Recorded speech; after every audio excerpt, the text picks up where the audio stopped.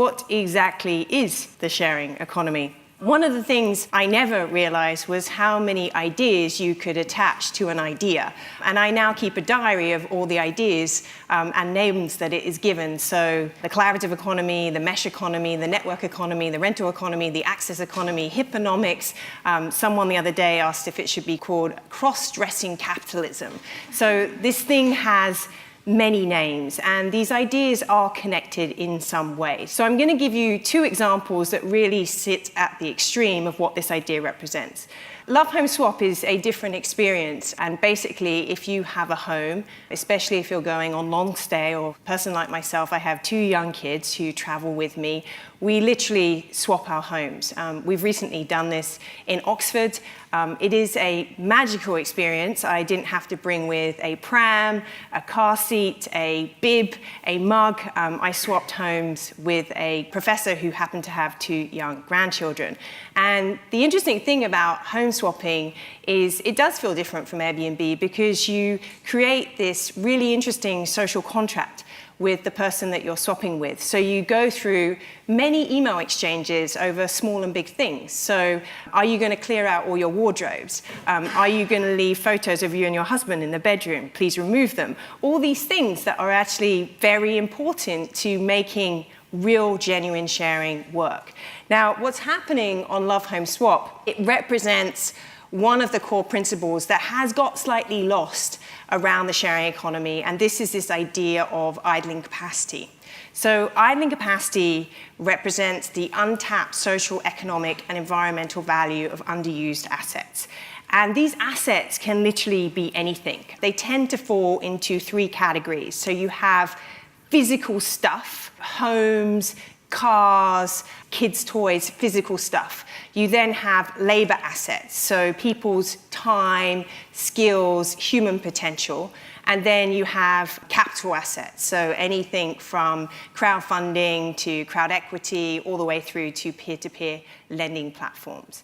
And what's happening is that we're taking this capacity and we're making it liquid through networks and marketplaces.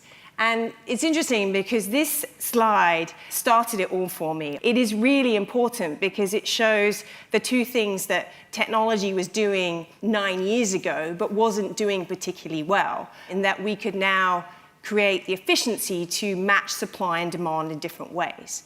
But that technology could also create social profiles, reputation ratings, identity verification, for us to trust strangers in ways on a scale that have never been possible. But the smartphone was the game changer because the smartphone removed the friction from these platforms, but it also created all these tremendous trust tools to bring down the barriers of strangers trusting one another. So you see these two principles, idling capacity and the ability of technology to match supply and demand through efficiency and trust at the basis of these examples.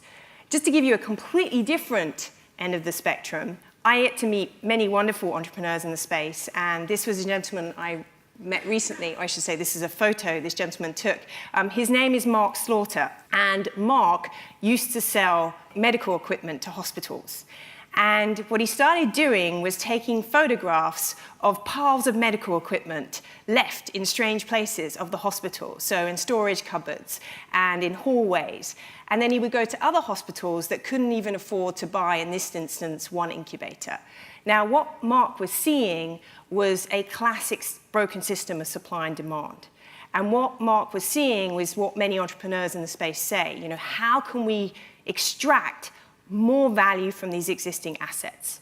And he started to dig into this problem, and it's just an example of how profound idling capacity can be. So what he discovered was that the average piece of equipment will sit idle for 58% of its entire life cycle. And this results of a third of all surgeries that cannot be performed is because there isn't equipment available.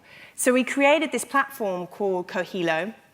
It's now just been named one of the most innovative health companies in the States, and it takes the unused capacity of expensive health equipment and redistributes it amongst different hospitals. He's managed to take the capacity of hospital equipment from 48% to 70% in the course of 18 months.